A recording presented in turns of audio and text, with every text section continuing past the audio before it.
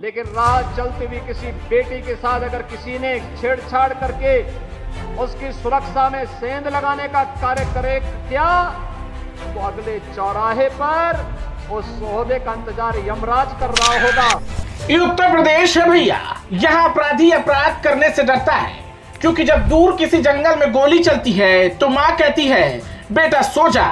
शायद जोगीराज में एक और अपराधी की बलि चढ़ गई है। साल 2017 से पहले जो उत्तर प्रदेश अपराध और अपराधियों का गढ़ था, जो प्रदेश कभी माफियाओं के लिए उत्तम प्रदेश हुआ करता था, आज उसी बीमारू राज्य के तेवर बदल चुके हैं। फायर ब्रांड नेता योगी आदित्यनाथ ने कमान संभालते ही जीरो टॉलरेंस का वो हंटर चलाया जिसने अपराधियों की सल्तनत को मिट्टी में मिला दिया, और महाराज जी का वो तेवर आज भी बरकरार है। लेकिन अक्सर विरोधियों ने योगी सरकार पर जाति और धर्म देकर एनकाउंटर करने के आरोप मढ़े। महाराज जी ने बार बार ये सिद्ध किया कि योगी राज में न्याय की तलवार किसी की जाति धर्म देखकर नहीं चलती।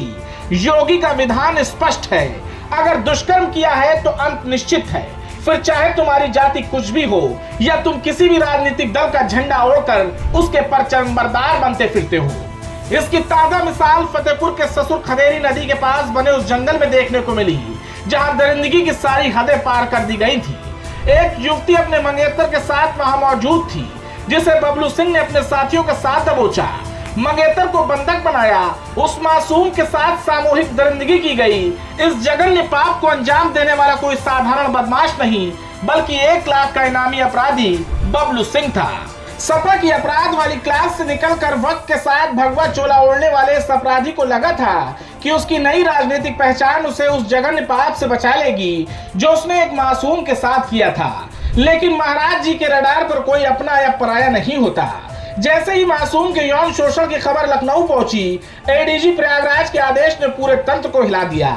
वो रसूखदार जो कल तक खुद को कानून का विधाता समझ रहा था, महाराज जी के खौफ से उसके आकाओं ने भी हाथ खड़े कर लिए। ससुर खदेरी नदी के पास जब घेराबंदी हुई तो इस दरिंदे ने खाकी को चुनौती दी, तो पुलिस की गोलियों ने इसके दोनों पैरों का भूगोल बदल दिया। योगी आदित्यनाथ अक्सर कहते हैं अगर महिलाओं को टच किया तो मुलाकात यमराज से तय है। फतेहपुर का यह एनकाउंटर उसी दावे की सबसे निष्पक्ष दलील है। यहाँ न पार्टी देखी गई, न झंडा काम आया, यहाँ सिर्फ और सिर्फ योगी का प्रचंड न्याय हुआ। आज ये दरिंदा अस्पताल में है और प्रदेश को संदेश मिल चुका है कि यहाँ कानून का डंडा भी चलता है और न्याय का देवता दोनों ऑन ड्यूटी हैं।